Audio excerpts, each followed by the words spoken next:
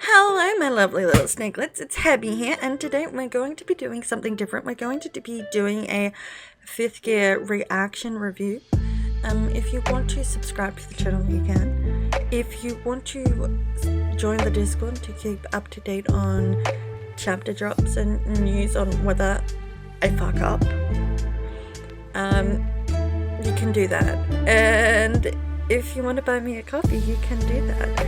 All links are down in the link tree down below. Now let's start. Let's scooch up a little bit. So, where I decided to start in this fifth gear journey is episode 1069. I feel like this is a great episode to start off with, as you start to see the mood change around the 19-minute and 20-second mark.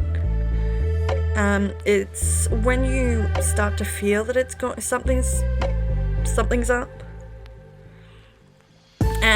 As Kaido has yet again changed his drunken mood. I noticed this only because Kaido's scale tone, I guess, changed from a bluish, sky bluish, mid bluish to a blue magenta color. I know that's very, very not interesting to you guys, but remember, he's kind of always lightly colored. And this transformation was into his bloodthirsty drunken form. We then hit the 20-minute mark where Luffy's body is involuntarily releasing Bounceman, but he is able to stop the process by gobbling up the steam, or what he calls energy. My mind was blown by calling the steam energy that has left his body. Luffy then regains his power and they continue to fight for one last strike. This takes us to about 21 minutes and 30 seconds, and that's when the CP0 agent shows up. Just as Kaido is about to land the final blow on Luffy, the CP0 agent restrains Luffy, and this gives Kaido flashbacks of Oden's death in front of Momo. You can see the pain and anguish in his eyes, and this is the first time in probably years that Kaido has actually put an effort into a fight for someone to kind of interrupt his fight. I think the interruption to the fight 20 years ago with Oden was Orochi, so no.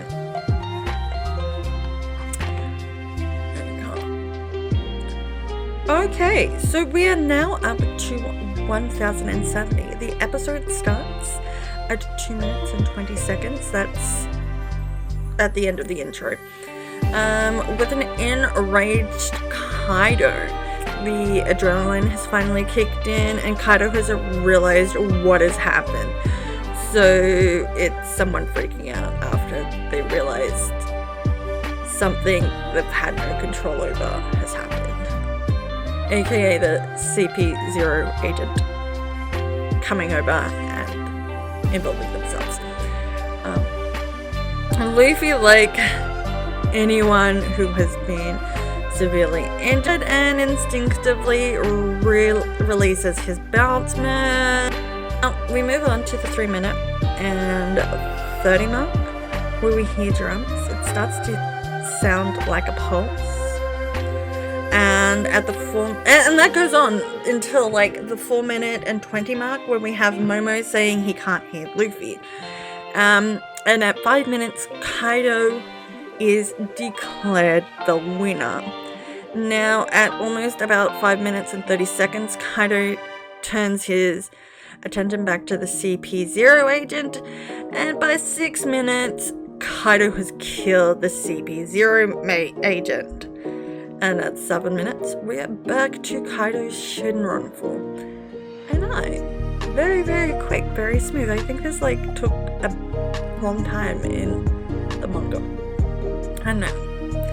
Around about the 8 minute and 30 seconds mark, Kaido slithers his way down to the performance stage where he demands Momo to surrender, and we get everyone's reactions of hearing how Luffy died, with Tama being the most heartbreaking here and her saying Luffy would never die.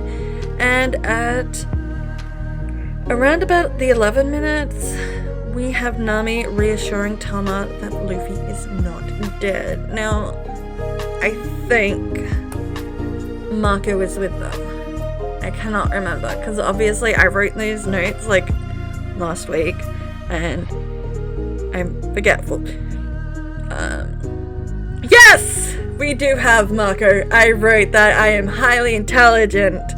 Okay, we have Mako, who's already lost a captain and is kind of stoic and reserved until Nami goes and confronts Kaido.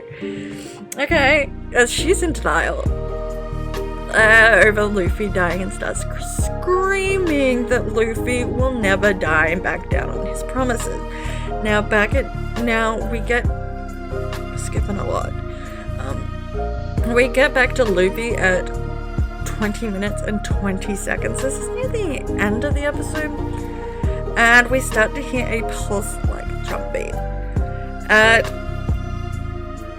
10 seconds later, we move to Janisha while still hearing the jump beats, and Janisha tells Momo to go to the roof, as it's been ages since he's last heard the drums of liberations.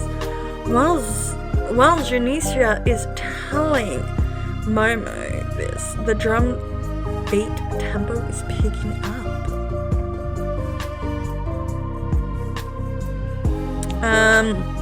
And on the roof, a steam like a vapor is coming from Luffy's body.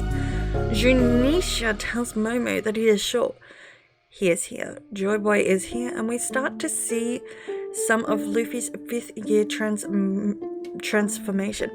I love that we continue to hear the sound, the 2p continued sound for this episode is the Looney Tunes fifth gear sound. It is, I love it. So we are officially starting 71.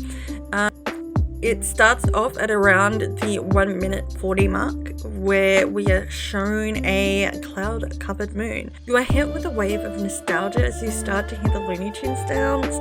And when I first watched this episode, I just loved it. I was unwell, I was sick, I had the flu, and I had a bit of a migraine.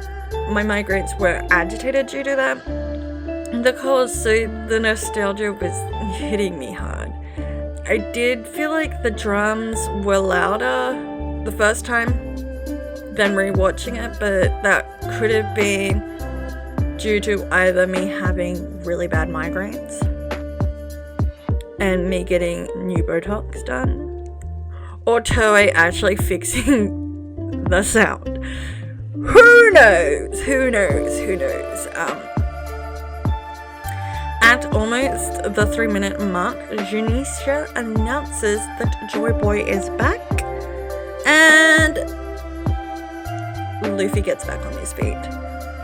20 to 30 seconds later, we have Luffy coming to the realization that he's lost, but he says he's having fun, which I think is good. Yeah, it's always good. At around about the 3 minutes and 40 seconds point, we have Momo shockingly exclaim that Luffy is Joy Boy, while Luffy is getting back onto his feet and testing his fifth gear powers out.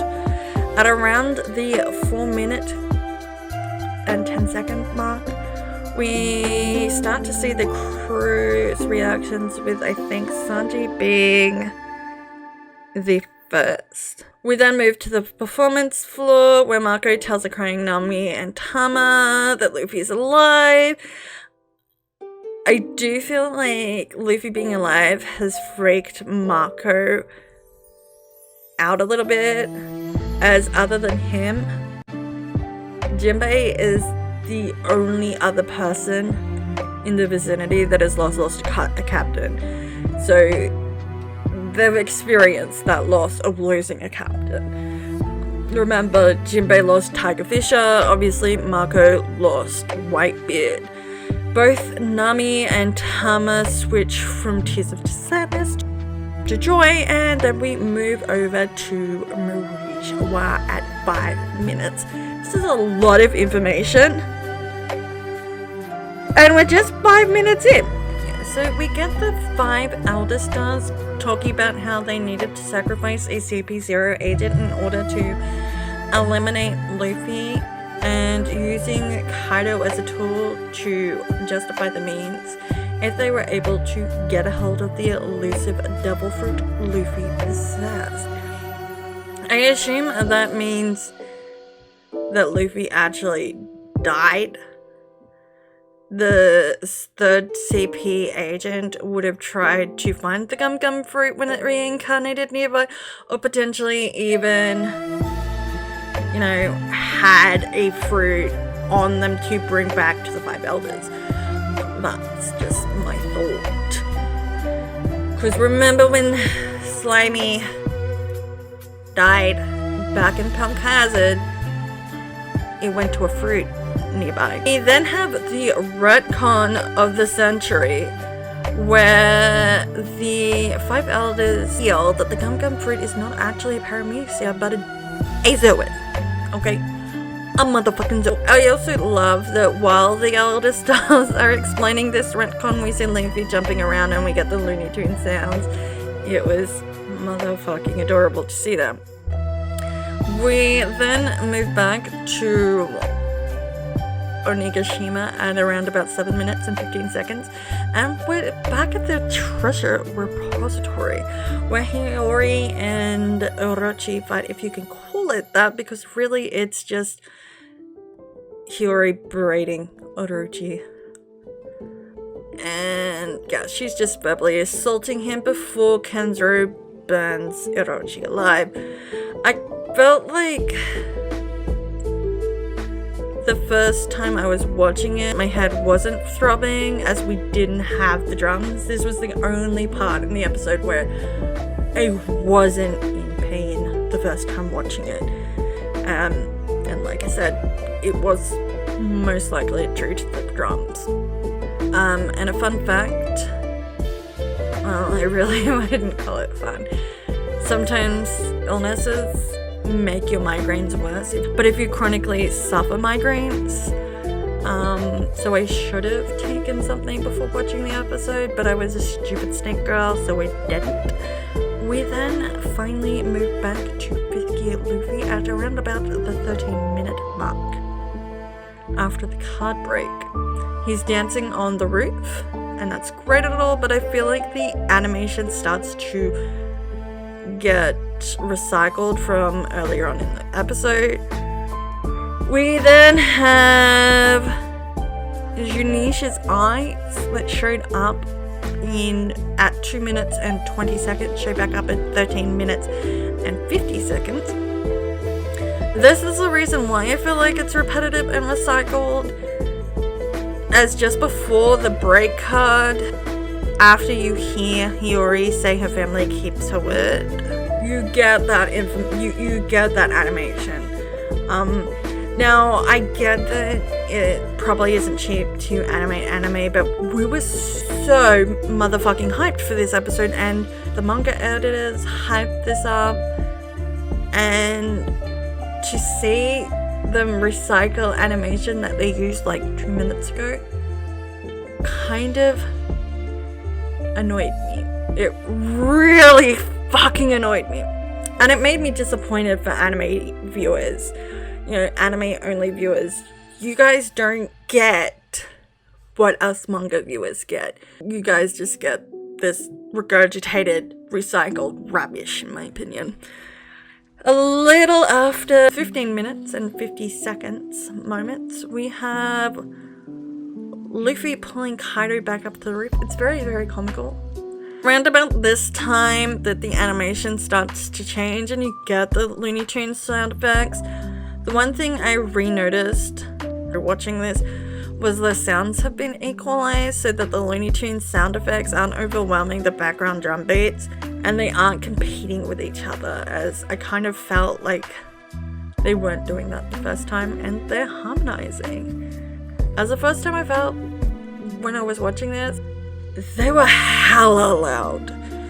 At 19 minutes and 20 seconds, Kaido apologizes for how the battle ended. We get yet more recycled animation, and I feel like this is unwarranted because all we got was background noises, no dialogue, and just more regurgitated fight footage. It left me disappointed after rewatching it, as we were all hyped up. It was a disappointing episode overall, and some parts of the episode just felt dirty. It just enraged me, it really did. I was not happy with it. 1092 now. It starts officially at the 4-minute mark. As you can tell, I am pissed off about this, because all we get is from 1 minute and 40 seconds is a couple minutes of rehashing and reused footage. And this is not me trying to sound negative, but it's not what we fucking need right now. We just need to continue on the episode. I also like that Kaido was the one giving us new information to Luffy about his devil fruit at the start of the episode, telling him that your devil fruit is his own. I also love the way they're better integrating the Looney Tunes sounds with the Dragon Ball Z sounds with the animation, so it's not feeling like it's overpowering. Because the first time I watched this episode, my Botox was wearing off, so the Looney Tunes sound effects were just like not with me. And that may have just been because I had switched neurologists because the previous one had retired, so it is what it is. At the 5 minute and 30 second mark, you get the first noticeable style change with the eyes, with Luffy's. And it gave me Sunday morning cartoons watching Looney Tunes before, it going into the sports shows with my grandfather, and I loved it. I really, really did. I've already mentioned how I got the sounds right, of like the right mix at 9 minutes. We had a blink and you'll miss it black and white flash, black and white line work just before 10 minutes in, which was a great kind of interesting set of animation style. I don't think it needed to be there. It felt cluttered to me, and they should have at least removed maybe sound effects for that scene. I don't know. At 14 minutes in, how fifth gear faded, it was like the Luffy's coloration at that point in time wasn't fully back to its vibrant normal self, but rather a muted version, and so it was kind of confusing at that point whether fifth gear was going to be reactivated or not. And then we finally get the music that it's the music, and that's the music we know that is played when some shit's going on. We got a montage of all the allies, and Luffy gets his power back into fifth gear. We get the drums back at 16 minutes, and Rainbow Luffy. Quite sure Rainbow Luffy pissed some people off. So shit's gonna happen. Was around about this time, the first time I watched, that I felt like crying in pain because all the sound effects were layering, and they didn't sound really equalized. But rewatching it sounded equalized. I did love having Momo and Yamato animated in the normal style, and having Kaido and Luffy fight feel like it was its own thing in Looney Tunes styles, but at the same time it felt like it was clashing. And then we end the episode with Zunisha asking if Luffy 1073. Yet again, this is another episode where we have the episode officially start at 3 minutes and 40 seconds in, and it's yet again totally not needed. Overall, I don't have much notes on this. It was 11 minutes and about 43 seconds of just dealing with the fire and how it was extinguished. So it was great. It really was great, and I loved it. But you could tell it was stretching for the sake of trying to stretch out because we're close to the manga. And I did not love it. So yes, that is what it is. Now we are up to 1074. We get the new intro by Chasing Dragons, Psycho to Tatsuzu. I hope I pronounced that right. We do get a super brief recap from the narrator. This is the only time when I think that it's appropriate to get a recap from a narrator. We shouldn't be getting a recap every motherfucking episode. Do not refresh it for us. You know, we're not idiots. Don't treat us like we're idiots.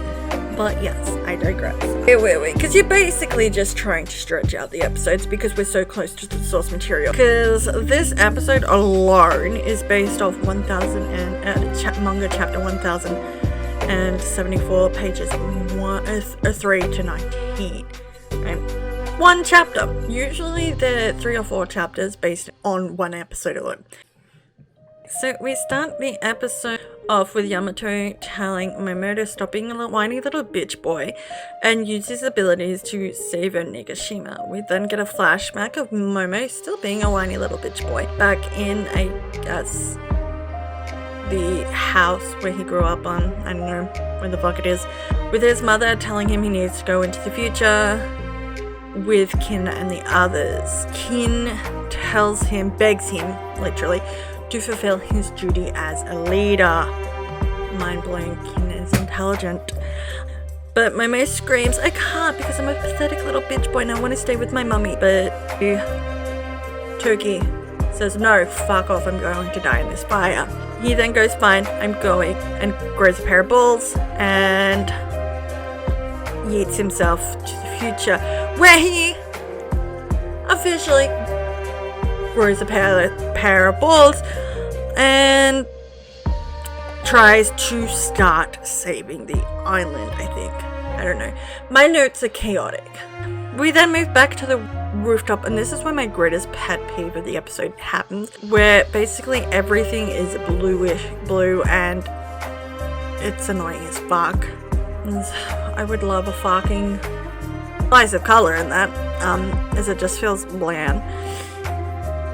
It's also fine. It's also great to see them balance out the Looney Tune sounds with the Dragon Ball Z sound effect, and it made me feel like I was watching a old school Dragon Ball Z episode, which made me feel very nostalgic. I also love how we move to the treasure repository and we see Orochi lose what was left of his mind.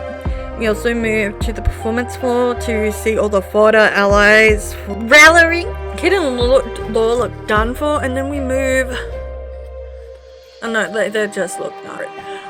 Pretty much me right now. We then move to Usopp and Hamlet, who are running away from the fire and jumping over debris, and then they're hit by the wave of water. So this is the continuation of basically episode the 11 minutes and 34 seconds of dealing with the fire. Like, oh fuck me. We then move to the flower capital, where Tama's caretaker is now taking care of Toku, and they're watching the boats fall into the fly up into the sky. And we move back to the rooftop. I didn't put time stamps on this, I'm sorry, But I did only make one timestamp note. I'm an idiot. At about the 20 minute and 40 seconds, Luffy tells Momo to move the island and that he's going to end it all, and we get the drum backs. Momo, still being a fucking whiny little bitch, tells Luffy he can't. Well, he hasn't fully grown the parables. But Luffy retorts that he believes in him, and he starts throwing the punch, and we end the episode like that.